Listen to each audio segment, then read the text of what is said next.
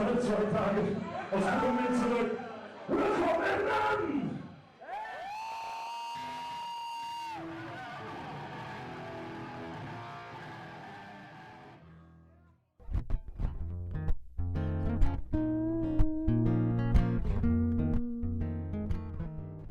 Hoy vamos a contar la historia de Hernán Martínez Rivero, que es un músico colombiano radicado en Alemania.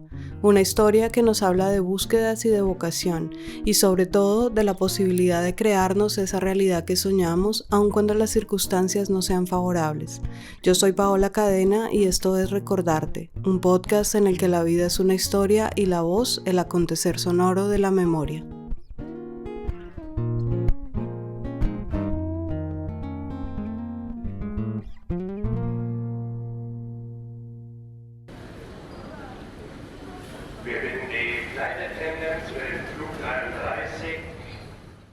Es 28 de septiembre del año 2000 y Hernán llega solo al aeropuerto de Frankfurt con 17 años, con una cantidad no muy grande y prestada de dinero y la sensación de vacío que se acumula en el estómago cuando todo es incierto. Sobre todo me acuerdo del primer sueño que tuve, la primera noche. Tardé un montón en dormirme por el jet lag y hasta que me quedé dormido comencé a soñar que me caía en un hueco. Caía y no me podía agarrar de nada, no había nada de lo que yo me pudiera agarrar y yo gritaba, ¿no? Y me desperté como muy acelerado. Yo decía, uy, era un sueño como de una sensación de estar por primera vez en mi vida completamente solo y a la deriva de lo que me pudiera pasar, porque aunque pensaba que Alemania era un país de muchas oportunidades, sí me sentí realmente solo. Como inmigrante se enfrenta no solo a un país nuevo, sino también a una lengua que no conoce. Y esta es una experiencia que no se puede dimensionar del todo cuando no se ha vivido una soledad absoluta, donde la posibilidad de apoyo o compañía está tan lejos que se vuelve inexistente. El primer trato de los policías en el aeropuerto, un típico policía de aeropuerto, ¿usted para dónde va y qué es lo que tiene pensado hacer aquí? Ellos quieren saber si uno se va a quedar o no se va a quedar. Entonces son gente que lo tratan de una forma recia. Y creo que hasta ese momento en mi vida nunca, y en alemán, ¿no? Y yo con el inglés del colegio departamental de Suacha, o sea, no hablaba inglés. Entonces yo era como, mierda, o sea, fue pucha, o sea, nadie sabe que estoy aquí, me puede pasar lo que sea. Y, y nadie puede, los brazos de mi familia no llegan hasta acá como para socorrerme, ¿no? Y fue una sensación como de desamparo tenaz. Y como casi todas las experiencias de la vida, esta también tiene dos caras. Por un lado está el miedo que viene de esa sensación profunda de soledad y desamparo, y por otro lado también están el asombro y la fascinación de descubrir un mundo más grande del que hasta ese momento se había imaginado. Hernán se duerme, sueña que cae en un hueco sin fondo y al otro día sale a las calles de Colonia. Salir a la ciudad y maravillarme de todo lo que estaba viendo, porque yo salí realmente, yo no era una persona que había viajado fuera del país nunca, ni siquiera a Ecuador o a Perú, no, nada. O sea, yo salí de Soacha, de mi pueblito, a Alemania directamente, y fue un cambio muy radical. Una vez en Alemania lo recibe Diego Rodríguez, el hermano mayor de un amigo de adolescencia que había estado ya un año en Alemania y que, como él, solo tenía un sueño en la cabeza, la música como una forma de vivir. Y entonces el hermano de Ferné Rodríguez, con el que armamos la banda, ya había venido a vivir un año en Alemania. Y cuando regresó a Colombia la primera vez fue con el pensamiento de hacer una banda. Y me dijo, venga, vámonos para Alemania y hacemos la banda allá. Y yo no lo pensé 2 veces, dije, pues no, es Alemania y nos vamos y a probar lo que sea. Y era un viaje arriesgadísimo porque íbamos sin papeles, a quedarnos como fuera, cómo íbamos a hacer conciertos y todo. Yo sabía que uno podía estar 3 meses y después se quedaba ilegal y esas cosas, pero más no sabía. Una vez pasado el primer proceso de adaptación, tiene que empezar a pensar cómo vivir. No lleva mucho dinero, no tiene muy claro qué podía hacer para subsistir, pero cuenta con la suerte de tener en sus manos un talento que le empieza a abrir pequeñas puertas. Yo llegué con una plata que me prestaron y que tuve que devolver como a los 3 días. Ese era el compromiso porque uno para entrar tenía que entrar como con una bolsa de viaje. Y me dijeron, a esa plata, tome para que entre y va a un sitio y no la devuelve. Entonces yo hice exactamente eso y me quedé como con muy poca plata, pero directamente me acuerdo que una comunidad peruana muy grande me recibió, se dieron cuenta que yo estaba muy chiquito, era gente que ya llevaba más de 10, 15 años acá. Y dijeron, no, venga, tenemos un par de conciertos, un par de cosas y encontré trabajo por la guitarra súper rápido, súper rápido. Ahí no pasé por ningún otro tipo de trabajo, sino que me dijeron, usted se puede aprender eso, y a los 2 días ya me lo sabía todo y ya. Empieza a tocar la guitarra con este grupo de inmigrantes peruanos y los trabajos eran muy diversos. En ciertas noches podía tocar música tradicional del Perú en una embajada o en un hotel de 5 estrellas y otras podían estar tocando en algún bar o muchas veces en la calle de forma ilegal. A mí lo de la calle no me gustaba mucho al principio porque siempre con la zozobra de que lo cogiera uno la policía era muy feo. Y eran pasar ratos muy bochornosos porque uno tiene el público al frente, se armaba mucha gente, se arman 100 personas delante de uno, llegaba la policía a pedir papeles y uno como un criminal. Y eso me parecía como si yo estuviera decepcionando a mis papás, una cosa así, ¿no? Pero sabía que esa era la forma de trabajar en esa música y pues era lo que había y ya, pues hagámosle, ¿no? Alemania ofrece por esa época condiciones económicas muy favorables que le permiten vivir cómodamente trabajando solo con su guitarra, por lo menos durante los primeros años que estuvo allá. Era la época del marco, antes de que empezara el euro acá, y esos trabajos eran muy bien pagos y lo que costaba la vida en Alemania era baratísimo, o sea, el nivel de inflación era tan reducido que uno trabajaba los fines de semana y su arriendo y su comida no era ni siquiera un 10% de lo que ganaba. Entonces fue una época muy buena para llegar. Después cambió y se puso mucho más dura y sí, pasé, lavé platos, hice trabajos de limpieza, fui profesor de guitarra en una escuela, de música, hice muchas otras cosas, ¿no? Pero esa recién llegada a la guitarra me abrió así de una todo, todo. La guitarra empieza a abrirle ese camino que empezó el 28 de septiembre, cuando se subió a un avión con rumbo a Frankfurt, pero ese destino se había estado tejiendo hace muchos años, tal vez desde generaciones anteriores que venían ya preparando el camino que Hernán llevaría muy lejos de casa. Su abuelo paterno, el señor Martínez, también fue músico y tenía un trío que se llamaba Los Hermanos Martínez. Él tocaba el tiple, pero además tenía en su casa muchos instrumentos, incluida una guitarra. En las fiestas de la casa Martínez eran muy seguidas y eran muy fiesteros ellos. Lo son todavía. Y me acuerdo siempre de un momento. Estaba la fiesta, yo estaba jugando con mis primitos y yo sabía que en la pieza de mi abuelito había una guitarra. Y me subí a la pieza y empezaba, la guitarra estaba colgada en la pared. Y comenzaba a tocar las cuerdas y me llamaba muchísimo la atención. Me quedaba horas simplemente con la guitarra ahí colgada y haciéndole así, porque era algo que me atraía muchísimo. Hasta que un día mi abuelito como que se dio cuenta y subió y me dijo, ¿quiere tocar? Me dijo, venga, le enseño alguna cosa, ¿no? Y estaba muy joven, tenía 8, 9 años más o menos. Hernán pertenece a una familia humilde que viene del campo y que, como muchas otras en Colombia, migraron hacia la capital.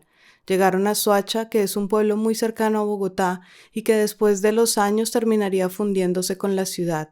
Creció entre primos y hermanos, todos a cargos de la tía María de los Ángeles, que es hermana de su madre, pero en su núcleo familiar era su hermana mayor la que mandaba, y mientras sus padres salían a trabajar, ella se encargaba de la comida y Hernán debía cumplir con la limpieza y ayudar a cuidar a su hermanito menor. Desde muy niño aprendió a ser responsable, a cuidar de sus hermanos y sobre todo a conservar siempre la unión familiar.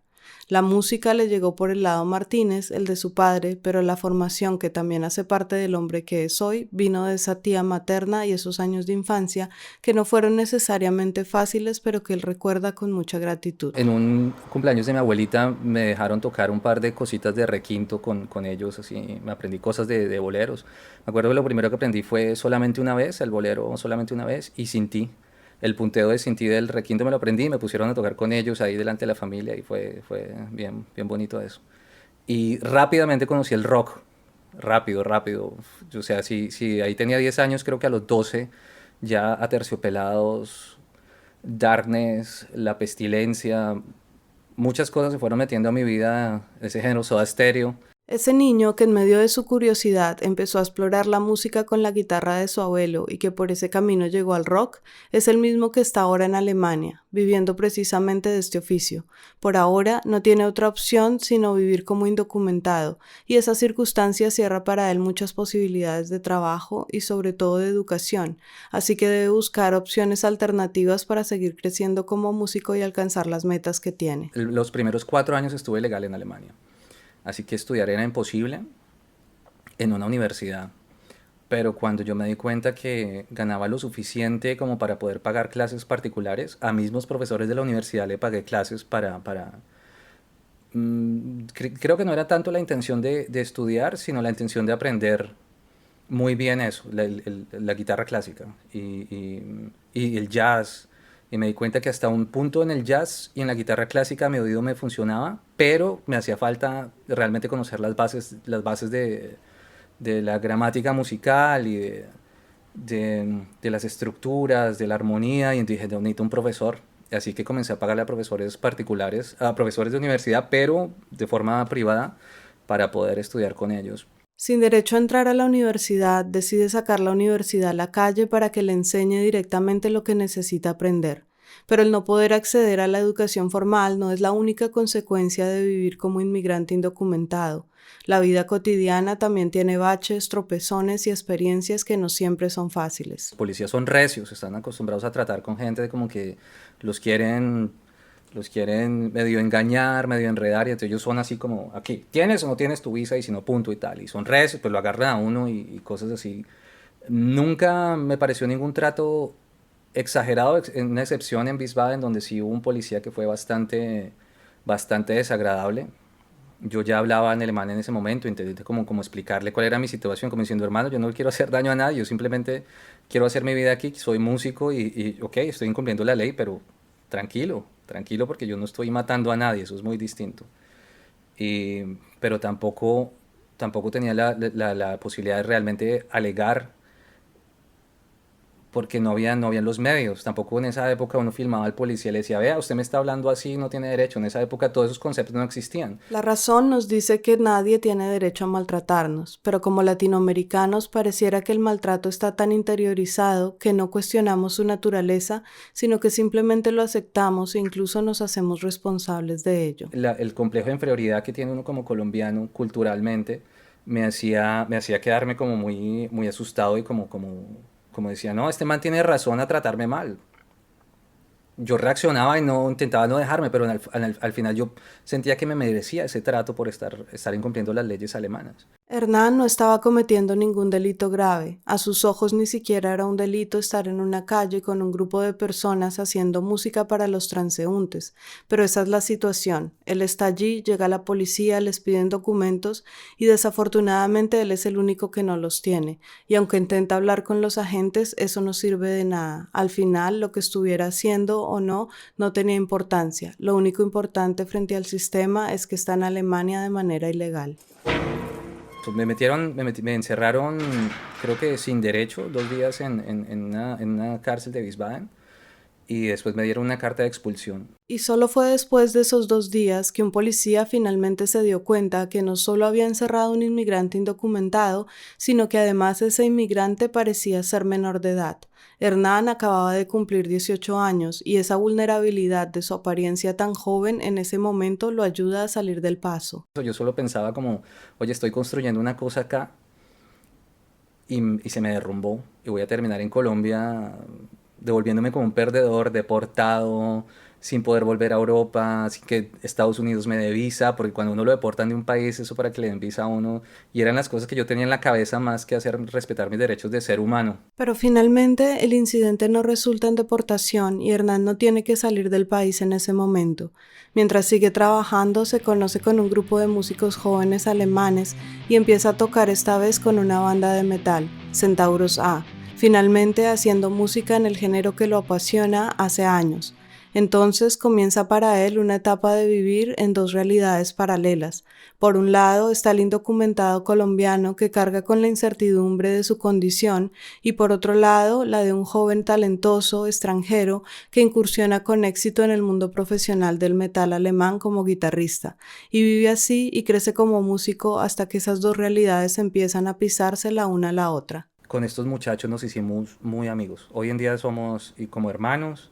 Nos conocimos en esa época y ellos no sabían mi situación, de que yo no tenía papeles. Y a mí me daba mucha vergüenza contarles, porque estaba ya metiéndome en un ambiente muy profesional, ¿ya? De la música del metal acá, y teníamos muy buenos conciertos. Y llegó el momento que nos salieron conciertos en Suiza, donde sí me pedían visa. Y yo, no, es que yo no puedo ir allá, ¿por qué tal? No, pero que averigüé, que con tu visa. Y yo, no, es que no tengo nada. No tengo nada, ¿no? Y ellos, pero ¿cómo así, huevón? O sea, ¿cómo que no tienen nada? Ellos no conocían ilegales, ellos eran realmente de un núcleo de muchachos jóvenes de aquí a Alemania que no tenían amigos ilegales ni conocían esa cosa. Y aquí yo creo que ese fenómeno, aunque pasa, la gente es mucho menos consciente que, por ejemplo, en países como los Estados Unidos. Igual la gente sabe que hay ilegales acá, pero es como que conocer a un ilegal es como, uy, qué chimba, marica, usted es ilegal, weón, qué chimba, ¿no? O sea, ya no es normal y es algo como muy exótico. Y aunque siente vergüenza al tener que decirle a los miembros de su banda que está indocumentado, lo que no se esperaba era que pasar por esa situación incómoda le abriera una ventana de esperanza para su estatus migratorio. El papá del otro guitarrista de la banda, profesor de sociales, me dijo, no, mi hijo me contó y que tienes problemas de papeles y pues yo te firmo los papeles de estudiante. Entonces ya estuve averiguando y pues vete para Colombia y los haces y regresas. Ahora tienes que buscar la forma de salir de este país sin que te controlen en un aeropuerto y te molesten, ¿no? Pero había formas, ¿sabes? Se podía ir a Holanda y desde Holanda viajar, o ir a España y desde España viajar por tierra. Ese fue el primer contacto con la posibilidad de una visa y de una vida más estable en Alemania. Sin embargo, cuando todo parece estar ajustándose, viene uno de esos giros del destino que desacomoda todas las fichas y cambia los planes, dejando a Hernán otra vez a la deriva. Compré los pasajes, hice todo lo que tenía que hacer. Y la noche anterior al viaje, caminando por un barrio muy gomelo de la ciudad de Bonn, donde vivía el baterista, en un barrio así como muy alemán, muy chévere, donde uno allá no controla a nadie, o sea, no son los sitios donde hay discotecas y hay un montón de policías, no, ahí caminando porque veníamos de un ensayo, nos compramos una pizza y nos regresábamos a la casa de él, pasó un carro de la policía y nos pidió papeles, y preciso, yo no tenía, y me llevaron para la estación. El más inoportuno de los incidentes, justo unas horas antes de viajar por voluntad propia a Colombia a solicitar una visa de estudiante, pone a Hernán en una situación difícil, pues para lograr salir de la cárcel, esta vez el papá del baterista de la banda se ofreció a pagar una fianza de 5.000 euros, que solo le sería devuelta en el momento en que Hernán entregara personalmente la carta de expulsión en la Embajada de Alemania en Bogotá, y por supuesto, ante las circunstancias y ese acto de generosidad y confianza, no había otra salida que regresar. Fue tenaz porque regresé después de 4 años a Colombia, después de haber hecho muchas cosas que yo había querido hacer, tocar en Europa, tener conciertos, pero con esa carta de expulsión. Volver a casa no es fácil cuando la mayoría de la gente solo ha visto el triunfo, pero desconocen las dificultades que ha vivido en esos 4 años. Todos lo reciben con felicitaciones y expectativas sobre su futuro, pero el panorama es incierto. Su hermana es la única persona que sabe cuál es realmente la situación, y todos los demás, amigos y familia, tienen en la cabeza que en unos pocos días volverá sin problemas a seguir con sus proyectos. Como era de esperarse, esa visita se extiende más de lo normal y en total pasan 9 meses en Colombia hasta que finalmente logra encontrar la manera de regularizar su situación migratoria y regresar. Otra vez en un septiembre, pero ahora del 2005, Hernán vuelve a llegar a Alemania y reinicia todo lo que había dejado en pausa cuando tuvo que salir del país.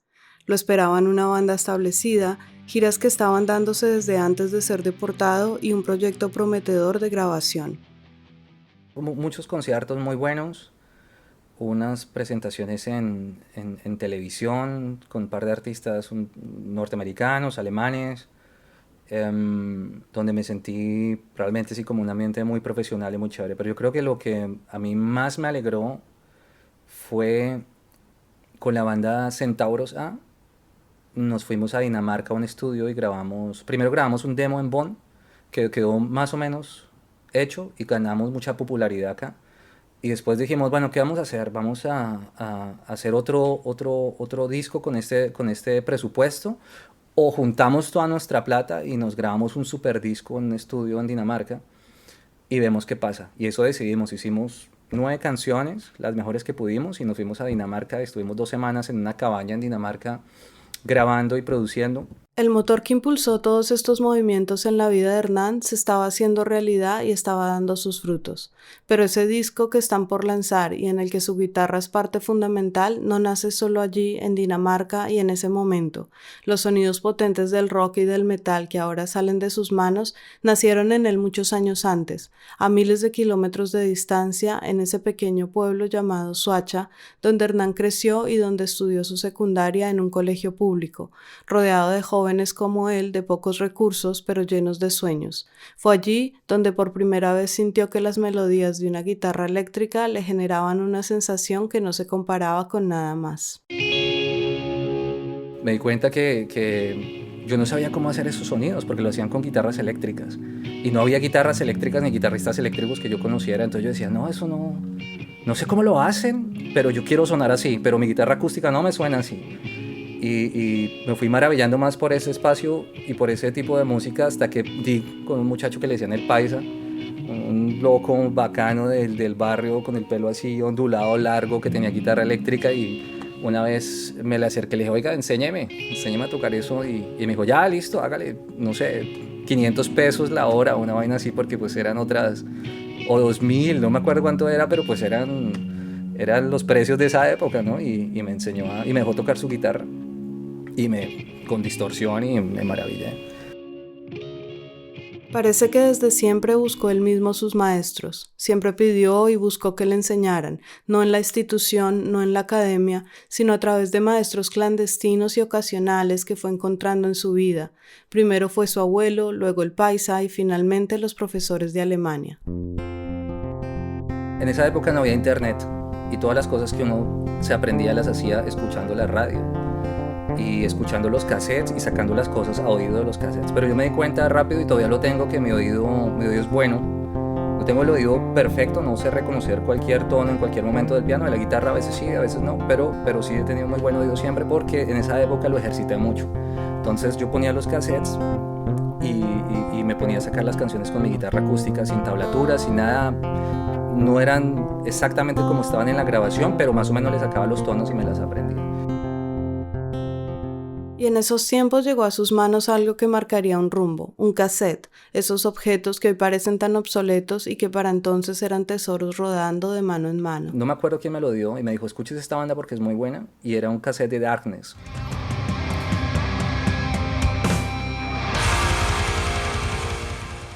Y me aprendí las canciones de Darkness en la guitarra.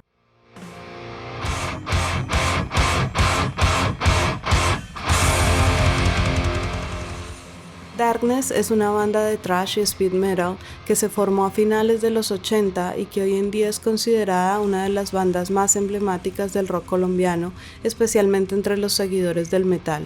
Su canción Metalero ha ocupado puestos importantes en los rankings de grandes canciones colombianas. Además, ha acompañado en el escenario a bandas de talla internacional como Destruction, Creator o Metallica. Cuando llegué al colegio, en el descanso, yo estaba tocando canciones de Darkness, pero yo jamás llegué a pensar que una banda tan buena pudiera tener un integrante que fuera suachuno. No se me pasa ni por la cabeza. Yo dije, no, los manes son argentinos o mexicanos o españoles o de alguna parte fuera de Colombia, porque esas cosas así de buenas no hay aquí, pensaba yo en ese momento, ¿no? Y estaba tocando y me dijo Gustavo Triviño, que conocía al cantante de Darkness, me dijo, ¿dónde se aprendió eso? Le dije, no, pues de un cassette que tengo.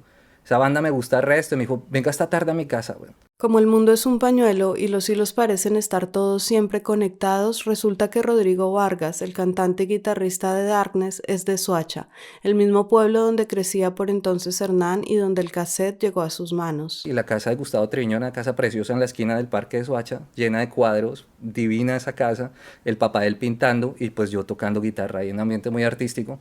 Y Gustavo Triviño, sin avisarme, invitó a Rodrigo, el cantante de Darkness, y le dijo, escucha este pelado. Entonces me dijo, toque lo que estaba tocando, y yo tocando canciones de él sin saber quiénes eran ni nada.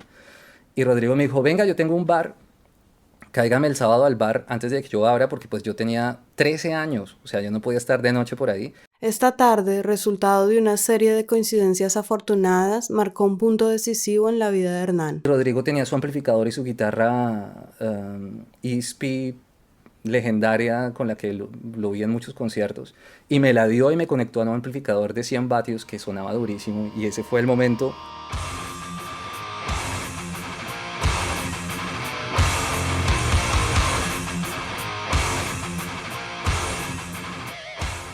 vi el rock and roll, lo escuché por primera vez, o sea, yo tocando en esa guitarra, en ese amplificador de él, un amplificador legendario que grabó canciones que se quedaron en la vida de todos nosotros los rockeros de Colombia.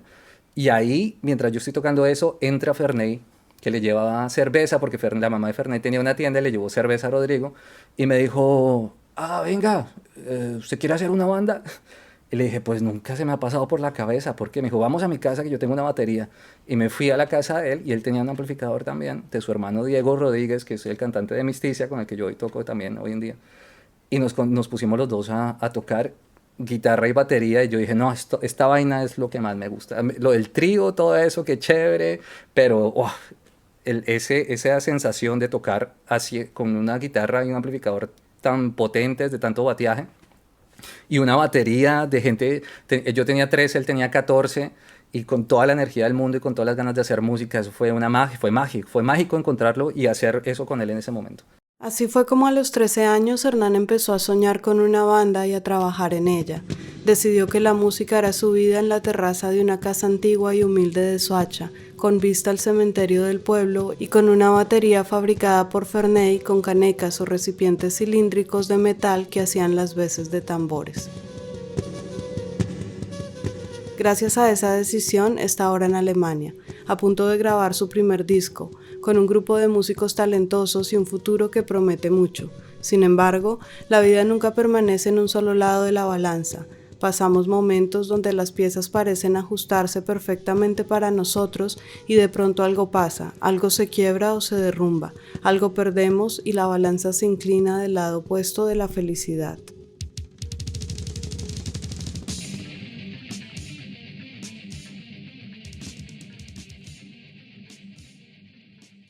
Cuando me enteré de la muerte de mi mamá fue muy rápido, ya fue asesinato, así que no fue una enfermedad con la que estamos más o menos preparados que ella iba a morir.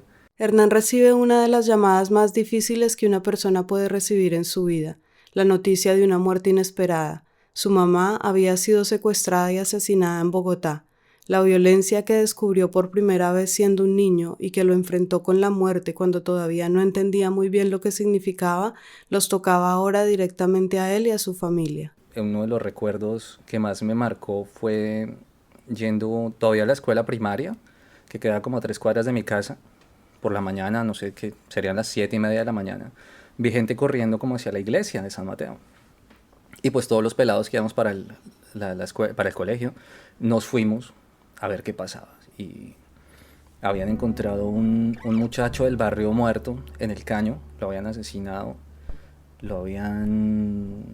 Realmente no conozco muy bien la historia de él, me acuerdo que sí lo conocíamos de las maquinitas, de estar jugando maquinitas, de ahí de jugar microfútbol, y andaba, ese recuerdo lo tengo muy presente porque él andaba con una camisa como amarilla a cuadros, como una camisa leñadora, pero era como amarilla, marrón.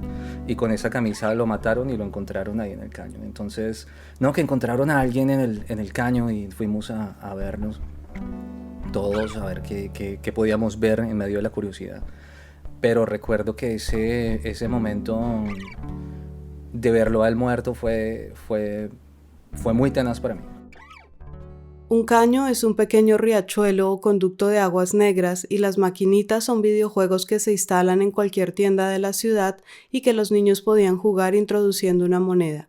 El muchacho asesinado había pasado de los videojuegos a las cañerías y verlo muerto hizo pensar a Hernán por primera vez que la tragedia era una posibilidad con la que convivía muy de cerca. El primer contacto personal con la violencia de Colombia y con la violencia de los barrios.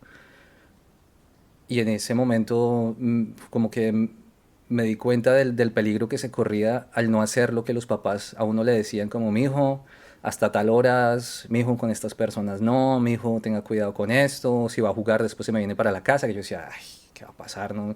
Teníamos, no sé si unos 10 años más o menos. Y cuando lo vi muerto,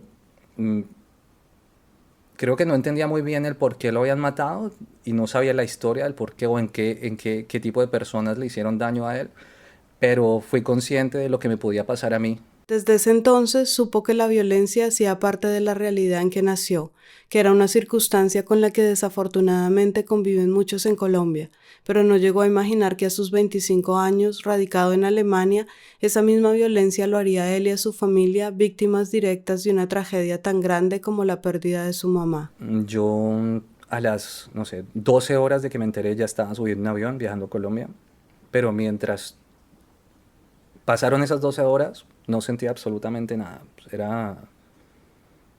Yo decía, oye, mataron a mi mamá, pero bueno, como ella nunca estuvo acá, no, aquí nada, o sea, aquí en mi vida acá no había cambiado en nada, entonces no sentía eso.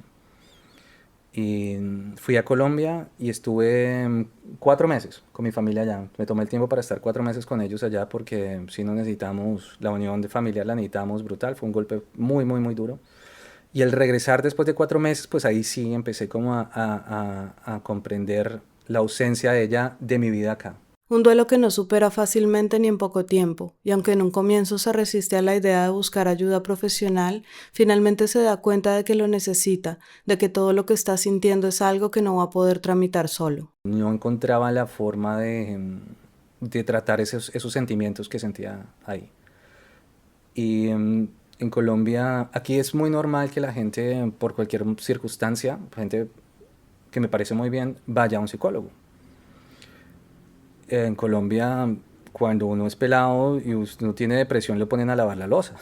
Eso es así, no que tiene, lave la loza. Y entonces como que todo ese tipo de cosas, de una terapia, ir a un psicólogo se trata de una forma muy, muy ligera y muy... no se le da el valor que tiene, ¿no? Entonces, hasta ese momento no se me pasaba por la cabeza ni siquiera ir. Hasta que ya me vino un punto muy, muy fuerte en mi vida que dije, bueno, yo necesito ayuda, necesito hablar con alguien profesional de esto porque no me basta el contacto con mi familia, con mis hermanos, ya estoy aquí solo y me estoy sintiendo muy mal. Es una situación profundamente traumática desde cualquier punto de vista. Secuestro y asesinato, todo en un tiempo muy corto en el que nada puede ser asimilado. Un golpe de 5 días y una realidad que cambió. Su mamá ya no existía más. Por eso, a pesar de la reticencia inicial, pensando la terapia como algo inútil y hasta supersticioso, Hernán decide continuar con sus visitas al psicólogo. Y paradójicamente, con el tiempo, esa terapia le dejó un aprendizaje muy significativo en su vida. No tiene por qué morir después de la muerte de un ser querido. O sea, realmente no... Si tiene la opción que hay que tomar es mejorar su vida a pesar de las circunstancias. Y eso fue lo que hice. Pasa por 3 psicólogos diferentes hasta que por fin encuentra una señora con quien logra una comprensión importante. Hay creencias que culturalmente nos imponen o que llevamos de manera inconsciente y que nos hacen ver las cosas desde una perspectiva sesgada, llena de culpas y cargas que no son reales. Porque perder a alguien en esas circunstancias lo hace creer a uno, no sé por qué, pero que uno se lo merece. O que la persona se lo merecía o se lo buscó. O no sé si eso también es algo colombiano porque estamos muy, muy acostumbrados a la violencia y muere mucha gente en Colombia, que la gente dice, no, pero eso es porque se lo busca, eso es porque no sé qué. Y esa forma de entender la pérdida de un ser querido me parece muy mala. Aceptarlo porque se lo buscó o porque se lo merecía y uno pensar, nadie hay que matar, o sea, nadie se merece la muerte. Entendiendo que ni él ni su madre merecían lo que les pasó, logra poco a poco superar la depresión, pero lo que no logra del todo es vencer los miedos que una experiencia así puede dejar en uno, en especial el temor y la impotencia por la seguridad de una familia que está lejos. Fue una época terrible, con miedo de que a mis seres queridos les pasara algo. Lo que hice y lo que pude hacer en esa época, me traje a mi hermano menor para acá, que en ese momento tenía como 15 o 16 años. Lo metí a la escuela, hice toda la documentación y le dije, vente para acá y te vienes a estudiar y estás aquí conmigo, que ya por lo menos hay uno que está seguro. Mi hermana, mi sobrina tenía 1 año de recién nacida, tenían un apartamento, no podían moverse de ahí. Y no podía venir para acá porque ella decía, bueno, yo voy y me voy con la niña, pero mi cuñado Alejandro también, pero él se preocupa por su mamá, entonces ya era una cadena de personas, tendríamos que venir muchos, entonces ellos no podían venir acá, pero mi hermano menor, que era como el que más teníamos temor, porque realmente también nos amenazaron con la vida de él, lo saqué de allá. Y ya cuando lo tenía aquí me sentía mucho más seguro. Hernán aprende a vivir con esos miedos, incluso hasta el punto de hacerlos inconscientes con el tiempo, pero más adelante otro evento en su vida le muestra que siguen ahí. Cuando fui padre, creía que esos medios ya no los tenía y me di cuenta que sí, bastante. Y ahí fui de nuevo a una terapia para, para no intentarle transmitir a ella los miedos, porque esos son mis miedos. Y ella no es una niña de Soacha, es una niña europea. Claro, yo soy un papá colombiano y está aprendiendo cosas también de mi país, pero ella no tiene por qué crecer con el miedo y con la zozobra que vivimos los colombianos. Tiene que saber de esa situación alguna vez en su vida, tiene que ser consciente de que hay sitios en otras partes del mundo donde pasan cosas muy difíciles que aquí no pasan. Me parece muy bien cuando la gente aquí lo aprende y lo busca y se informa. Pero esos medios que yo tengo y esos complejos que yo no tengo, no tiene por qué tenerlos ella. Ella tiene que crecer de otra forma. Entonces ahí dije, puede que se los transmita porque estoy sintiendo demasiado temor por muchas cosas, ¿no? Hay aprendizajes que nos cuestan más que otros, y este fue seguramente uno de los más duros que tuvo que atravesar Hernán. Un momento que deja mucho dolor, pero también esa certeza de que ante la tragedia no hay otra opción que seguir vivos y seguir en la búsqueda de todo lo que soñamos. El tiempo pasa y luego de grabar ese disco en aquella cabaña de Dinamarca que mencionamos antes, un productor importante los escucha y se viene otra secuencia de eventos, esta vez afortunados. La balanza empieza a inclinarse nuevamente hacia el otro lado. Jacob Hansen, el productor, un productor danés muy conocido, ha grabado con Destruction, ha hecho las mezclas para el Wacken, ha hecho cosas para Sepultura, él ha hecho muchas cosas muy importantes. Quedó muy impactado con el disco, dijo, locos, eso está muy bueno y yo mismo quiero dárselo a sellos disqueros. Y eso hizo él se lo dio a un montón de gente y un sello, nos llegaron varias propuestas de sellos disqueros grandes, Century Media, Nuclear Blast, Listenable Records de Francia, que fue con la que a la final fichamos, porque nos dio un muy buen contrato. Century Media, Nuclear Blast o Listenable Records son sellos disqueros que para alguien familiarizado con el mundo del metal se asocian inmediatamente con cosas importantes, sellos que han grabado con las bandas más reconocidas y legendarias del género, así que este paso en la carrera musical de Hernán es un gran paso y lo que vendría así lo comprueba. Ellos sacaron el disco, hicimos un par de videos muy buenos de ese disco y en esa época no había Facebook, apenas estaba MySpace, estaba empezando YouTube, fue de los primeros videos que subimos a YouTube y fue increíble porque ese video lo pusimos y como al mes teníamos como 25,000 reproducciones, que en esa época sí era muchísimo, ahora ya no es nada, o sea, ahorita ni siquiera 500,000 de reproducciones, eso es bueno, pero 80,000 es como nada, pero fue rápido y nos llegaron los conciertos de eso, ¿no? Y nos fuimos a muchas ciudades a tocar. Y llegamos a Ámsterdam a tocar y llegamos con una banda inglesa de thrash metal ya vieja. Ese momento en que el músico se pone de frente con su público, en que la interacción es directa y tangible, es de por sí una experiencia especial en todos los casos, pero este en particular en Ámsterdam tendrá un significado especial en la carrera de Hernán.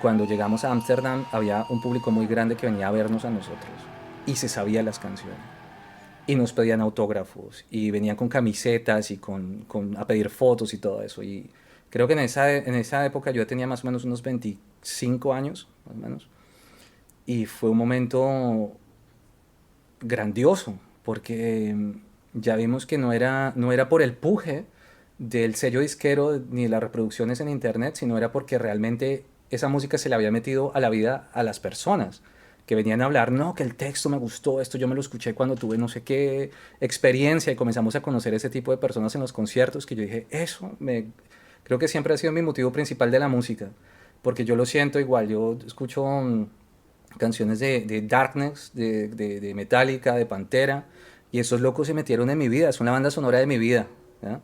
Y ese para mí es el logro más grande de esas bandas, hacer eso con las personas. Y cuando me di cuenta de eso en los conciertos de la gira de ese disco, dije, no, no, la berraquera, la berraquera. Además que muchas de esas canciones eran de mi composición, eran composiciones mías, y entonces era como, bueno, sí, o sea, tan mal no lo hago.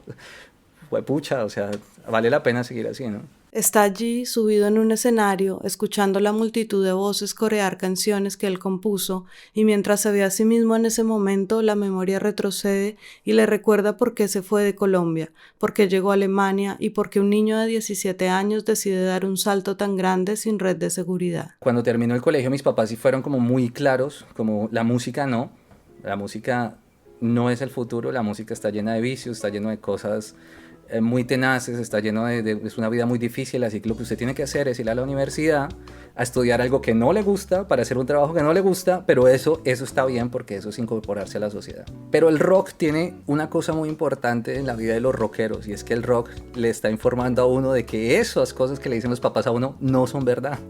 Entonces yo dije, no, yo tengo que encontrar la forma de hacer música. Y claramente su primer impulso fue buscar esa forma en Colombia, pero las cosas no resultaron. Intentó por todos los medios ingresar a la carrera de música de la Universidad Nacional, pero no lo logró. Hizo un curso de admisión, pagó clases privadas de guitarra clásica, pero nada, y sus padres, ya preocupados por ver el tiempo pasar, le pusieron un ultimátum: o inicia cualquier carrera en una universidad o empieza a trabajar manejando un taxi. Ante esa encrucijada, decidió iniciar estudios de comunicación social en una universidad privada, pero ese plan no duró mucho. Cuando uno viene de un sector, de un barrio como San Mateo Suacha, con tantos peligros y tantas carencias y tantas cosas, a uno le dicen Alemania y uno dice, no, eso allá todo es bueno. Allá, y así fue, ¿no? Entonces, en ese momento apenas terminé, hice semestre y medio de comunicación social y compré un pasaje y me fui para Alemania. No lo pensé más. Y aunque se cayó varias veces y se golpeó fuertemente, ahora está en pie frente a un público apasionado que canta sus canciones. El rock cumplió en él su labor y se lo llevó de Colombia para ponerlo en esa tarima. Pero todo este proceso no solo sirvió para que explorara y creciera en ese género, sino que también lo llevó a descubrir un mundo más grande, unas raíces más amplias y más profundas que aquellas que se nombraban en su nacionalidad y que lo fueron transformando como persona y como músico. Nunca conocí mejor la comunidad andina, mejor que acá. Porque así como llegué yo desde Soacha, Cundinamarca, a vivir a este país, llegó gente de Riobamba, de Ambato, de Quito, de Tucumán, de un montón de sectores de toda Latinoamérica que cuando los conocí me di cuenta que yo como bogotano de 17 o 18 años, bueno, bogotano soachuno, no sé, pero que no conocía nada de la cultura andina y de los pueblos originarios de lo que hoy en día es el continente llamado América, ¿no? Se emociona como quien descubre un tesoro que había estado escondido para él y que de repente empieza a ver en todos sus matices. Entonces yo al darme cuenta de la riqueza cultural que había ahí y de lo bien acogido que me sentí con muchos de ellos, lo que hice fue aprender y incorporar esas cosas que iba aprendiendo en la música. Decía, acompáñame ahí, coge la guitarra y me acompañas, eso es un guayno y pégate, ¿no? Y entonces yo empezaba como, mierda, ¿esto qué es? ¿No? Y me iba aprendiendo cómo es el ritmo del guayno, qué notas utilizan, dónde acentúan, qué tanto alargan las frases, y me enamoré total de la música andina. Está en un aprendizaje amplio y además respetuoso. Entiende que muchas de las melodías que escucha son parte de un mundo originario que no le pertenece y que por lo mismo intentar usarlas en sus propias composiciones sería convertirse en un colonialista más. Así que disfruta sin apropiarse, comprendiendo que no es lo ancestral sino lo andino aquello que sí le pertenece y que hace parte de él. Lo andino sí me pertenece de alguna forma, ¿no? Y lo andino está ahí y es una fusión como yo, es una fusión de Europa con el continente que después se llama América. Entonces sí me siento como un poquito como de derecho de poder hacerlo. Y ya cosas mucho más espirituales no, porque es muy importante para ellos, no para ellos, es muy importante. Y no quiero apropiarme culturalmente de eso, por ser el primero, porque mucha gente lo va a decir, ¡pum!, soy el primero y saco una flauta de no sé dónde. Yo, no. Si otro se la roba y hace plata con eso, allá él. Yo no llevo eso en la conciencia, yo quiero hacer cosas realmente que haga que las personas se fijen en sus culturas, pero no quiero robarles absolutamente nada de lo que ellos consideran como prohibido utilizar en otro tipo de ceremonias como un concierto, ¿no? La gente, la música, la distancia los llevan finalmente a ampliar su sentido de pertenencia, a romper fronteras y a sentir que venía de algo más grande. Yo rompí el croquis y lo agrandé y comencé a sentirme cada vez más latinoamericano que colombiano. Además, como no soy patriota y no me gusta el patriotismo, dije, bueno. Pero yo creo que eso fortalece un montón. Ver hacia la raíz y aprender mucho de eso. Te paras muy distinto y tú estás haciendo negocios con esas personas. Estás hablando de un concierto, tienes una banda con esas personas, tú tienes que hablar de todo. Tú no puedes bajar la cabeza y decir estos manes son mejores que nosotros, que es lo que hemos pensado siempre como latinoamericanos. Hernán sigue en un proceso de creación y aprendizaje que lo hace crecer todos los días como músico, como padre y como persona, a entender sus raíces desde nuevas perspectivas, a pensar el mundo desde un país extranjero que lo acoge y que él valora mucho, pero que nunca será el propio, aunque ahora lleve más años viviendo allí de los que vivió en Colombia. Es esa la tierra inicial donde confluyen todas esas cosas a las que siempre vuelve, que añora y que ama aunque las tenga lejos. Es mágico, es mágico. El llegar a Colombia es mágico. Ver las montañas de Bogotá, recorrer sus calles, la cuadra donde usted creció, hablar con los amigos del barrio, eso es mágico. Encontrar hablar a su abuelita y escucharla hablar con el acento de ella del campo que nunca lo perdió, eso es mágico, eso es mágico, eso es... yo le doy muchísimo valor a eso. Pero llegan, después de pasado unos días, uno comienza es como a absorber y a vivir cada segundo que está ahí, porque sabe cuánto va a extrañar uno cuando se vaya. Y cuando uno se va, uno dice, ay, cómo quisiera llegar al momento en el que me bajé de este avión cuando llegué. Y nunca, yo no sé cuántas veces he ido en Colombia en 20 años, quizá 15 veces, no sé. Pero siempre ha sido así. Siempre regreso con el corazón súper arrugado, así como mierda, yo quiero estar allá. A pesar de que tengo una vida muy feliz acá y me gusta el país donde vivo, he tenido, gracias a la música, a la guitarra, una vida muy chévere. He viajado un montón, he hecho muchas cosas chéveres. Aquí visito amigos en España, hago muchas cosas bacanas. Pero cuando llego a Colombia me doy cuenta que ese es el sitio más especial del mundo para mí. Y como padre colombiano que lleva por dentro todo lo que su país ha sido para él, lo bueno y lo malo, lo bello y lo trágico, se enfrenta a una situación que generalmente no es nada fácil para un inmigrante, y es aceptar el hecho de que sus hijos, en este caso 2 niñas, tienen otra nacionalidad y que crecerán inmersas en una cultura e incluso en una lengua que no es la misma en la que él creció. Yo me doy cuenta de una cosa muy importante y es que esta sociedad tiene muchas cosas buenas y la comodidad del primer mundo trae muchas cosas malas también. Entonces, creo que tengo una función importante en ellas, es hacer entrar una parte muy humana que solo se puede conocer cuando vienes de sitios que son con tanto conflicto y con tanto pasado violento como Colombia. Y entender y aceptar que ellas no son colombianas. Como tirándoles piedritas, les enseña a sus hijas un camino en el que ellas siempre son libres de elegir desde su propia realidad, pero con la conciencia de que hay otros mundos diferentes al que conocen. Y esa forma de ser padre tal vez le viene de la forma en que su propio padre le mostró a él un camino a través de su experiencia. Un padre que fue marinero, que viajó por el mundo trabajando en barcos y que pobló de fotos, historias y recuerdos la casa de su infancia. Ahora, cuando Hernán lo recuerda, piensa que tal vez, incluso inconscientemente, fue su padre quien le permitió imaginar un mundo que iba más allá de su propia tierra. Eso me brindó a mí una perspectiva importante que muchos otros muchachos del barrio no la tenían, y era que me hacía creer que esas cosas buenas y esas cosas extraordinarias de la vida también eran para mí. Y hubo amigos del barrio que quise que se fueran conmigo y yo me di cuenta que ellos pensaban un poco distintos. Ellos pensaban como, no, eso es para otra gente. Eso por allá me va a tocar no sé qué. Y yo sí dije, no, eso es para mí. O sea, el mundo también es para mí. Y yo lo pensaba y era por las historias de mi papá desde niño que me estaba contando todo lo que vio viendo sus fotos en las Bahamas, sus fotos en Nueva York, entonces yo decía, no, eso es para uno también. Yo no me sentía tan ajeno a la historia del mundo por la perspectiva que me daban mis papás. Sí, sí. Cuando Hernán dice, me hacía creer que esas cosas buenas y esas cosas extraordinarias de la vida también eran para mí, pienso que esa es una de las mayores enseñanzas que nos puede dejar un padre o una madre. Él no tuvo todas las comodidades económicas, pero sí tuvo la libertad de soñar, y gracias a eso, hoy sigue en la ciudad de Colonia, en Alemania, viviendo con su esposa y con sus 2 hijas. Después de grabar ese álbum con Centauros A y del concierto en Ámsterdam, tuvo varias giras por Europa Central.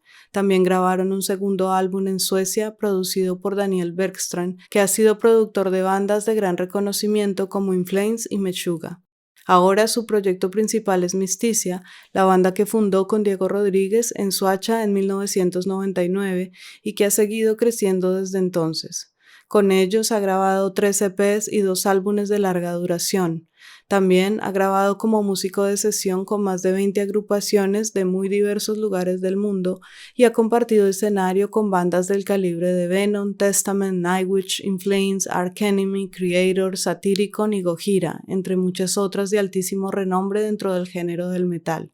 Su sueño más grande en este momento es grabar un disco con Mysticia que se convierta en un referente de la fusión entre el rock occidental y la música andina y tradicional de Latinoamérica, y por ese sueño está trabajando. Y por eso tengo el tiple de 100 años con el que estoy grabando, que me lo dio mi abuelito. Lo reparé porque estoy ahorita construyendo guitarras también. Voy a un taller y reparé el tiple de mi abuelito. Y lo puse ya en las grabaciones. Y es una cosa... Es un tiple que ni siquiera suena realmente bien, porque me toca afinar ciertos trastes para que suenen y otros no, porque ya tiene 100 años y tiene todo el trajín encima. Mi abuelito no solo era músico, sino albañil. Y él andaba con su tiple pues, y trabajaba en Girardot. Esa madera se dobló un montón de cosas, pero tiene un sonido muy especial que lo estoy incorporando y entre más raro suena, y suena mucho más tradicional. Y estamos metiendo muchas cosas. Me gustaría hacer eso. Yo creo que el futuro que yo pienso musical, por lo menos, es poner un disco en el mundo que sea un punto de referencia para que en ese género comiencen a pasar muchas más cosas. Cerramos este episodio escuchando la guitarra de Hernán, el hilo conductor de la historia. En la descripción podrán leer los créditos de las canciones que usamos, de su autoría o de las bandas a las que ha pertenecido. Gracias por escuchar este primer episodio de Recordarte, un espacio donde celebramos la osadía de vivir y el necesario valor de contarlo. La producción fue de Paola Cadena, la edición estuvo a cargo de Nidia Herrera y la música original es de Mike Forrestal. No olviden darle clic al botón de seguir en Spotify, Apple Podcasts, Google Podcasts o cualquiera que sea su aplicación favorita.